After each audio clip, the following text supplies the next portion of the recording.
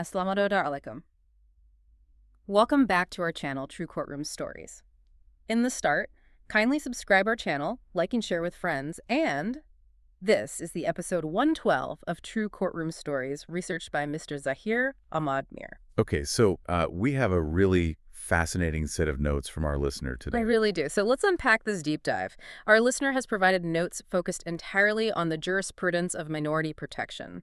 And our task really is to distill the core concepts from three profoundly different legal contexts. And they are profoundly different. We're talking about an ancient political contract, modern international law, and then a very specific landmark national ruling. Exactly. So our mission today isn't just to, list off historical laws or modern ones.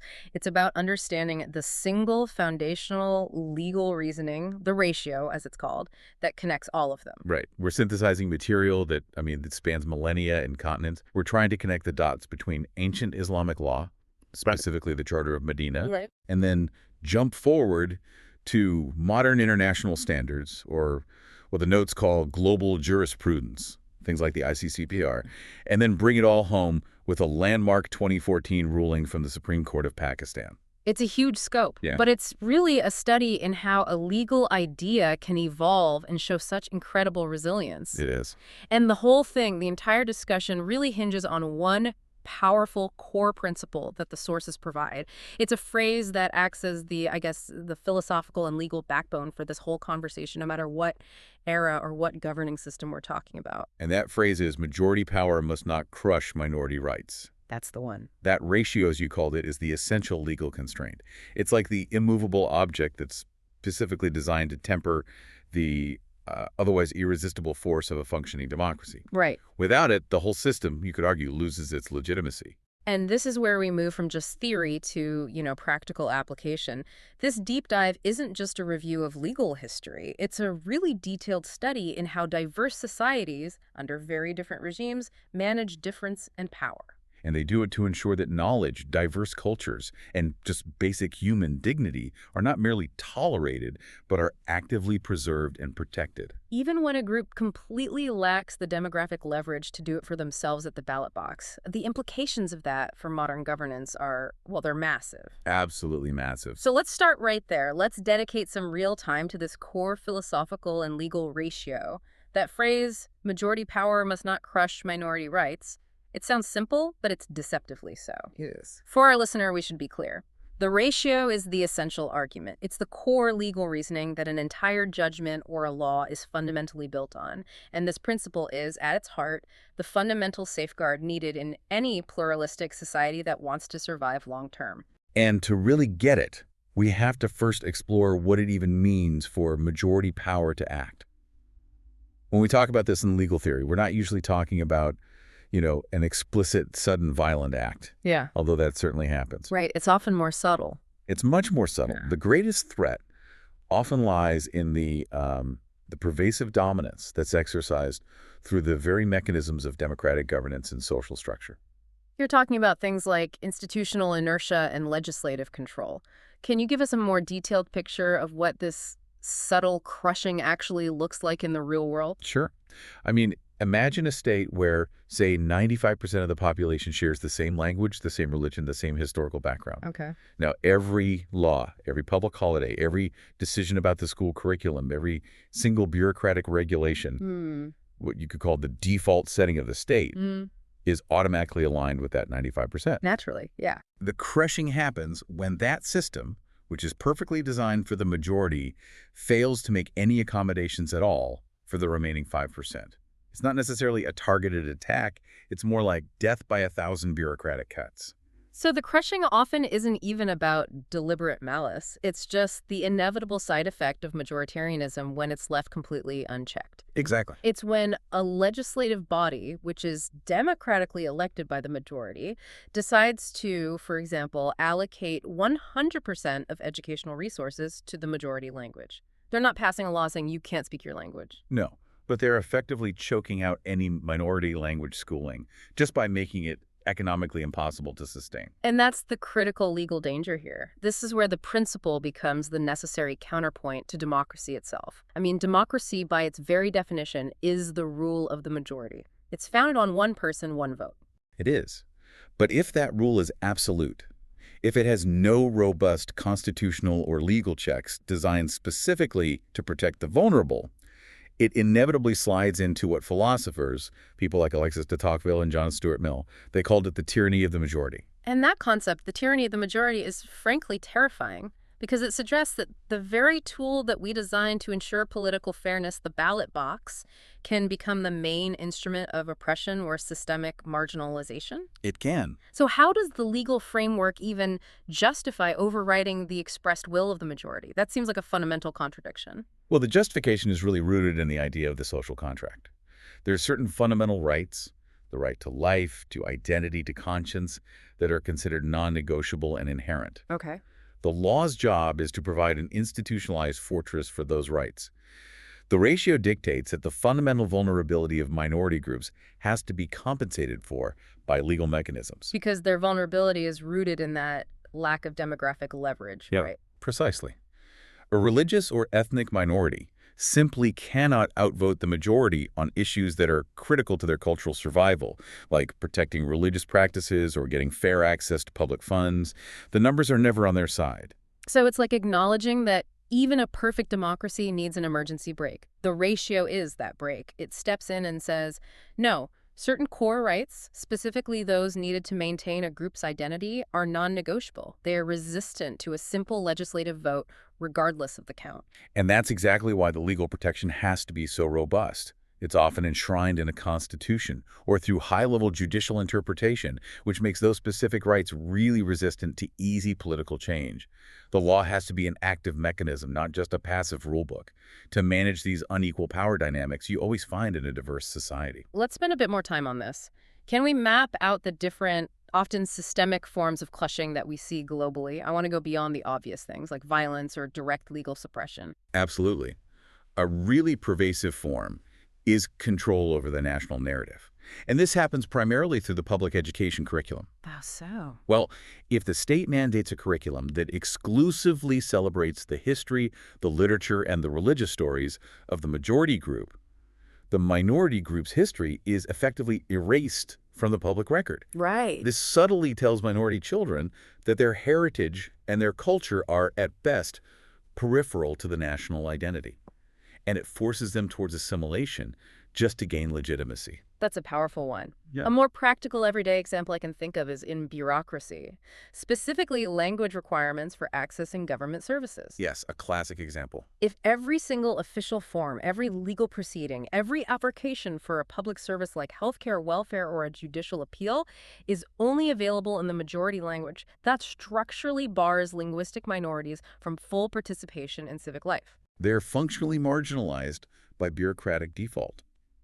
It's not that a law says you can't participate, but the system is designed in a way that produces that exact outcome, even if the laws themselves appear colorblind. And we also see this kind of crushing on a local level, often through things like zoning and land use.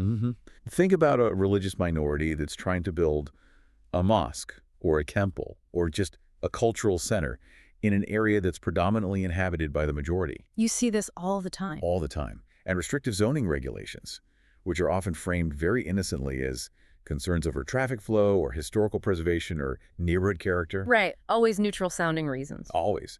But those regulations can effectively block a minority's ability to assemble, to practice their faith, and to maintain their communal bonds. These policies restrict the very infrastructure a culture needs to survive and transmit itself to the next generation. So these aren't just isolated incidents, they're systemic pressures.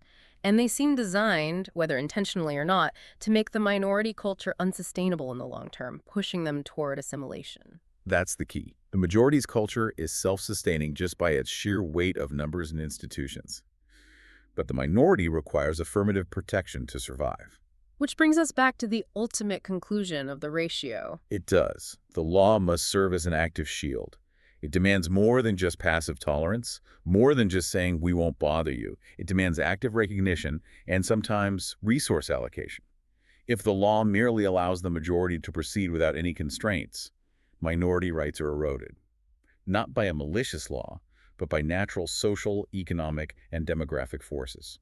Now, this whole principle, this need for a legal safeguard against majoritarian drift, it feels like a very modern invention, something tied to, the UN and post-war human rights movements. That's a really common misconception. But if we connect this to the bigger picture, we see legal systems have been attempting to formalize this exact kind of protection for millennia. Really? Yes. The necessity for this principle arises whenever two distinct groups occupy the same political space. That makes it a foundational challenge of statecraft that existed long before the concept of the modern nation-state ever did. So, to really understand the depth of this ratio, we need to transition from the philosophical necessity to an early, documented legal attempt to solve this exact problem, the problem of pluralism within a single state. Indeed. Let's look at one of the earliest, most detailed examples cited in our sources, a foundational document that institutionalized the concept of coexistence through a political contract. Okay, let's unpack this historical pivot. The Charter of Madinah is cited here as an early, highly detailed example of minority rights embedded in a formalized political contract. And this was drafted around 622 CE. I mean, that places the concept of codified group rights within a framework of state governance over 1,000 years before many Western constitutional documents even existed. The context here is absolutely critical. We have to establish it. This was not a treaty where a conquering power was granting limited rights to its subjects. Okay. It was drafted immediately after the migration of the early Muslim community, the Hijra to Medina. And the city at that time was an incredibly complex environment. It had previously been marked by intense tribal conflict. It was populated by this nascent Muslim community and several established non-Muslim groups, primarily specific Jewish tribes who already had very entrenched social, economic, and religious structures. So it was really a foundational document. It was designed to stop internal conflict and create a functional, single political unit out of all these disparate feuding groups. Precisely. The charter created a shared political community, the Ummah. But, and this is the crucial part, this Ummah was defined by political unity and mutual defense, not by purely religious Look uniformity. at the huge distinction. It is. And this contractual nature is absolutely key to understanding its legal significance. It wasn't temporary toleration or a set of privileges just granted unilaterally by a leader. It was a binding legal agreement, a covenant, the Arabic word is sahifa, that treated all of its signatories as constituent, distinct parties to the formation of this new city-state. So it established a precedent for formalized, protected coexistence. They did. That sounds like the earliest direct implementation of the core ratio we've been talking about. The new political majority, the Muslim community, immediately constrained its own power through a binding contract to guarantee the existing rights of the non-Muslim groups. That's the key synthesis right there. So let's focus on the detailed mechanisms of protection that were guaranteed to these minority communities because they directly institutionalized this principle of non-crushing. Okay, the first protection cited is religious autonomy. What did that actually look like in practice under the Charter? Well, the non-Muslim communities retained their existing legal systems for all their internal affairs. They kept their property, their social structure, and, fundamentally, their religion. The Charter explicitly detailed that they were free to practice their own faith and customs without any interference. So this meant the new political authority did not impose its new religious law on the existing inhabitants, at least when it came to things like personal status, marriage, inheritance, or their own internal judicial matters. Exactly. They were essentially allowed to operate parallel legal systems for their own members on non-political matters. And this prevents the majority from crushing the minority's cultural identity by forcing them into an alien legal and religious framework. It guarantees the integrity of the minority community as a distinct legal and social entity within the broader political ummah. Right. And secondly, and this is the point that often surprises modern readers, was the mutual defense obligation. Yeah. The Charter obligated all signatories, and that includes the minority groups, to participate in the defense of the city against any external attack. It specifically stated that they would bear their share of the costs of war. That is absolutely critical. By bearing the fundamental responsibility of defense, which is, the highest duty of any citizen, they gained full constituent status within the political entity. Exactly. They weren't just second-class residents who needed protection from the majority. They were active partners in the state's security apparatus. That is the legal opposite of marginalization. It connects their rights directly to their duties, which legally solidifies their place in the new state.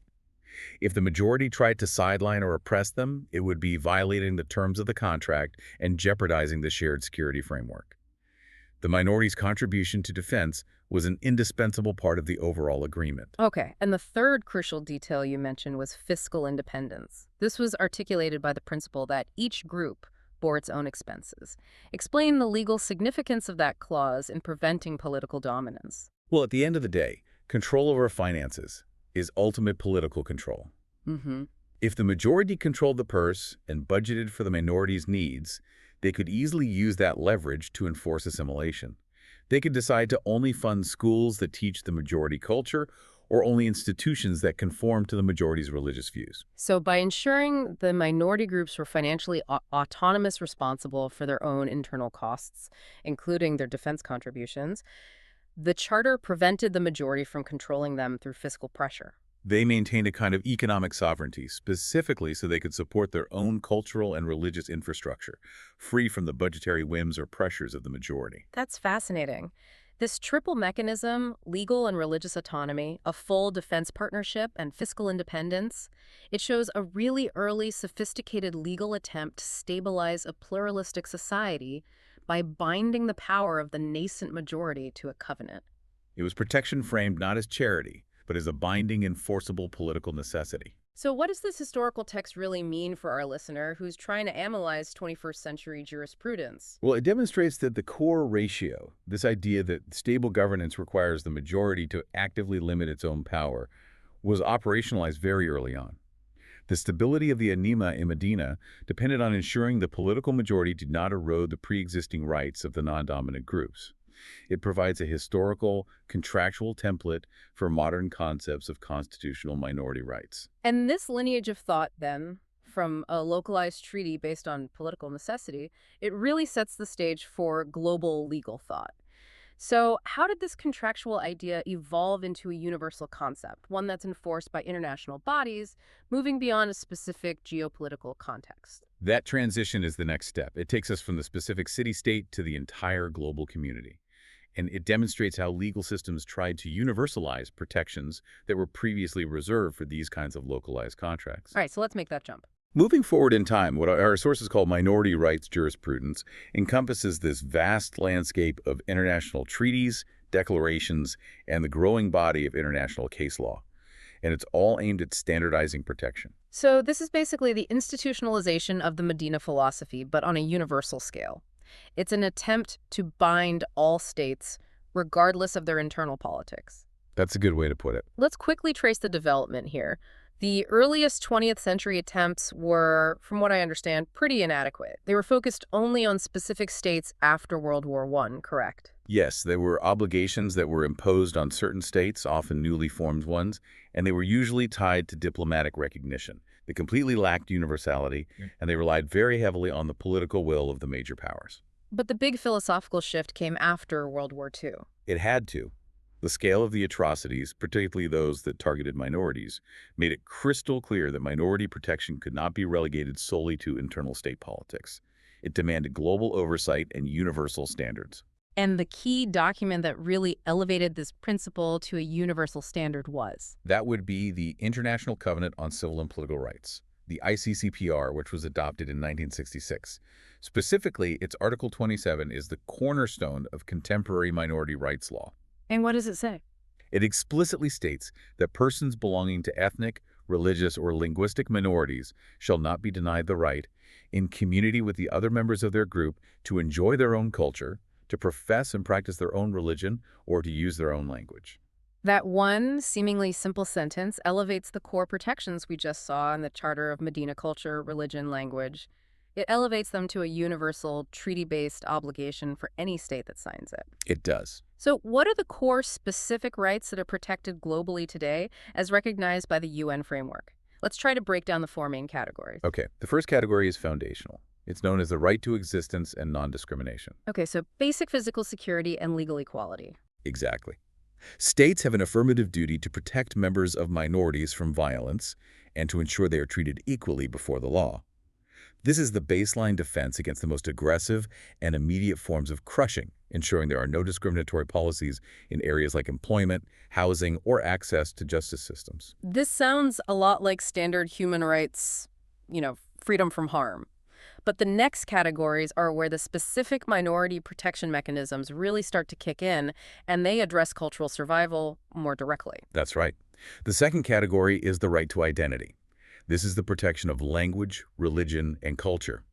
And crucially, the jurisprudence here states it is not enough to simply tolerate a minority.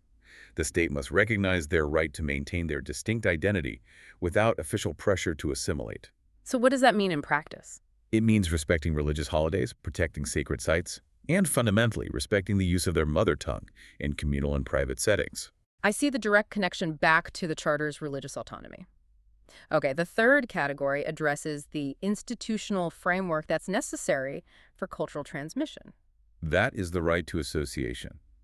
This is the freedom to establish and maintain their own cultural, religious, and educational institutions. Why is that so important? Because if a minority community wants to teach its history, its language, or its faith to the next generation, they must have the institutional autonomy to do so without undue interference or, a monopoly from the majority-controlled state education system. This prevents the state from homogenizing the national culture by controlling all the means of intellectual and cultural transmission. So this directly tackles that issue of control over the curriculum that we identified as a subtle form of crushing earlier on. And finally, the fourth right, which addresses the political vulnerability. The fourth right is the right to participation. This demands effective representation in decisions that affect them, and this moves beyond simple voting rights. It implies mechanisms, things like consultative bodies, proportional representation in certain institutions, or even guaranteed seats in parliament, to ensure that when decisions are made regarding policy, that specifically impacts a minority group. Like land rights or education. Exactly, like land rights, education, or legal codes. It ensures their unique perspective is genuinely considered and not just dismissed by the majority vote. This is the active legal attempt to mitigate that demographic vulnerability we talked about. This global framework, though, it raises a really important and I think controversial question. It seems that global jurisprudence demands not just negative rights, so freedom from persecution or interference, but also positive obligations. It does. That seems like a massive leap for states. It requires them to actively invest resources in sustaining cultures that are not their primary cultural identity. It is the single biggest commitment, and frankly, the greatest source of contention in modern minority jurisprudence. Negative rights are inexpensive. Just leave them alone. Positive obligations are expensive and require active state intervention. You must allocate funds, resources, and institutional support to ensure their culture survives and thrives. So this could include things like funding minority language television programming or providing state support for heritage preservation. Or even subsidizing schools that teach in a minority language. Yeah. All of those are positive obligations. But doesn't that become a form of legal discrimination against the majority? I mean, a critic would ask, why should the state, which is financed by all citizens, be legally compelled to use resources to sustain the culture of a small group? This is where the legal debate must get really complex. It does. Very. The legal justification for these positive obligations rests on two main arguments. First, there's the concept of historical compensation. This recognizes that the demographic and economic disparity we see today is often the result of historical marginalization and exclusion. So true equality requires the state to actively compensate for that disadvantage. Okay, that makes sense. And the second argument? The second is the concept of national benefit. This argues that the preservation of cultural diversity is an asset to the entire nation, not just a liability to the minority. And therefore, it justifies state investment. It makes the whole nation richer, culturally speaking. So the positive obligation is the legal mechanism that most fiercely fights that tendency of majority power to crush through cultural assimilation. It does that by ensuring the culture doesn't simply die out under the economic weight of just private upkeep. It forces the state to guarantee sustainability. Precisely. If the state refuses to fund minority cultural expression, that culture will eventually be overwhelmed by the sheer economic and demographic dominance of the majority. The global framework recognizes that structural equality sometimes requires differential treatment and active support to achieve genuine equity. Okay, so we've established the ancient contract, and we've reviewed the universal standards. But international law is only ever as strong as its national implementation. How does a domestic system operating under its own constitution and its own political pressures translate these grand international ideals into enforceable, localized actions? That is the ultimate challenge, bridging the gap between a universal principle and local political reality. And that brings us to our case study, where we see a specific judicial landmark that illustrates the ultimate function of the domestic judiciary as the enforcer of this global ratio. Right, this is where the rubber meets the road. Yeah. We're moving from these abstract international treaties to forceful national implementation. The 2014 judgment by the Supreme Court of Pakistan is a crucial and widely studied example of a national judiciary implementing this global ratio forcefully. And it was specifically in response to systemic failures to protect vulnerable religious minorities. The ruling was triggered by tragic events, which demonstrated that judicial intervention was absolutely necessary because the political majority and the executive branches had failed to uphold their duties. What makes this a landmark ruling is not the judgment on the specific criminal act that triggered it, but the fact that the court utilized its expansive judicial review powers to issue sweeping institutional mandates for the entire state apparatus. So the court moved beyond just reactive justice, punishing the perpetrators of a specific crime, to proactive systemic protection. It was forcing legislative and executive changes. This is a powerful demonstration of judicial activism being used as a check on majority power. It is a textbook case of the judiciary acting as the ultimate guardian of the minorities' constitutional rights. So let's detail the specific institutional measures the court ordered, because they translate the theoretical ratio into hard, enforceable actions across multiple sectors of governance. Okay, first, there was a political mandate, the establishment of a National Council for Minorities. This was a direct response to that lack of participation we identified in Section 3. The court mandated the creation of a council to monitor the practical status of minority rights, to advise the government on policy, and to ensure that minority voices were integrated into decision-making processes at the highest levels. So it ensures structured institutional consultation and accountability. It replaces ad hoc engagement with an official, recognized platform. Exactly. It addresses the political vulnerability directly. Okay. What about the physical security mandate? The court mandated the constitution of a dedicated police task force, one that was specialized in protecting places of worship and minority institutions. That seems critical, given the context of violence. It was.